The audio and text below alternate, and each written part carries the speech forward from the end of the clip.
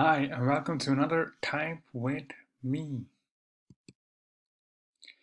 In this week's episode, we're going to talk about interfaces versus types.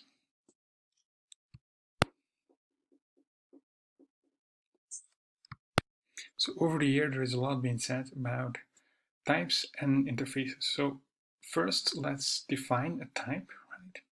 So what I'm going to do here is I'm going to do type person as type, for example. And then of course, we can very easily do something like first name, which is a string, right? Last name, which is also a string. And of course, we need to do this, right? And then we have an age, which is a number. And we can create something like greet, which is an arrow function, for example, right? So that's person as a type, as an example.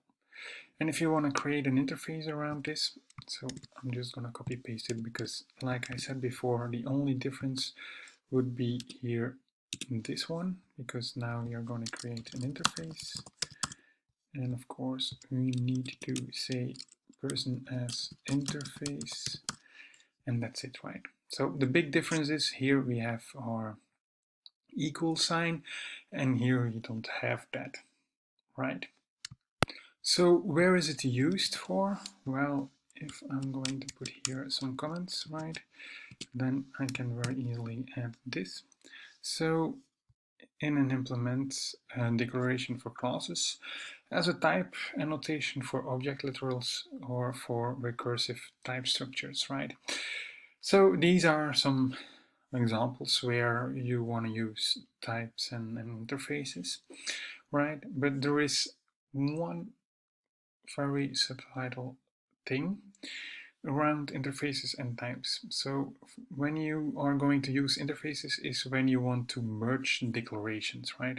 And you will see that in Typescript, for example, lib.d.ts will use it with different versions of ECMAScript. So when you want to merge certain declarations from one version to another, then interfaces are really great to use for.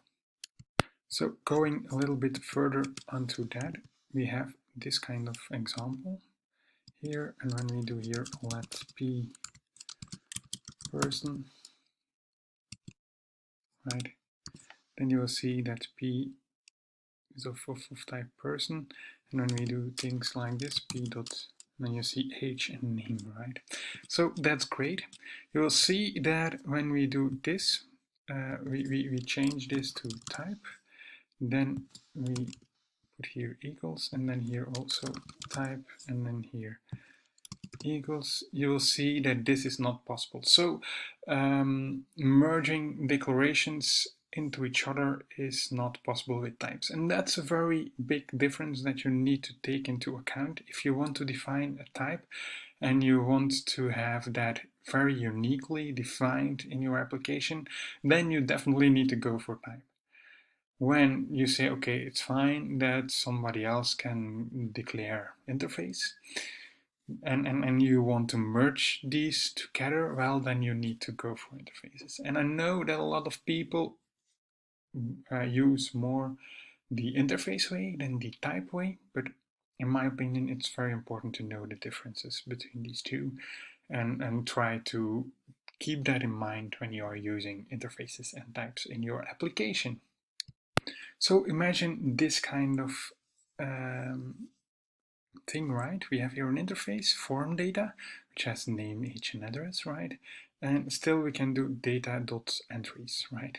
So that's really crazy. If you do something like data dot, and then you see here all the other things. And why is that? Because form data is from the DOM API, right?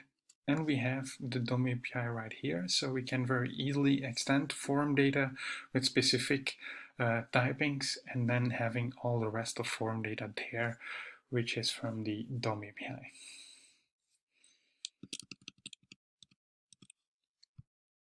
Right, so let's have this as an example. We have a type HTTP headers and we have an interface HTTP headers interface, right? So when we do this, right, we get here send, which of course isn't recognizable. So we also need to define and declare send, right? So, and you will see here when we declare that we have here some kind of index sub-index thing, right? We have here headers, and it's a record of string and string, right? Which is here string of string, right? So you see here that it works. So we can send these kind of data towards the type HTTP headers. Now, if we are going to use the interface, you will see that he's not happy. He says argument of type HTTP headers interface is not assignable to parameter of type record string string. Index signature is missing in type HTTP headers interface. So the index signature is always there when you define a type. When you define an interface, it's not there. So that's also a very subtle difference between a type and an interface. But for me, it's important to also mention that here when I explain it to you. That's why you are watching this video, right? To see what the difference are between types and interfaces.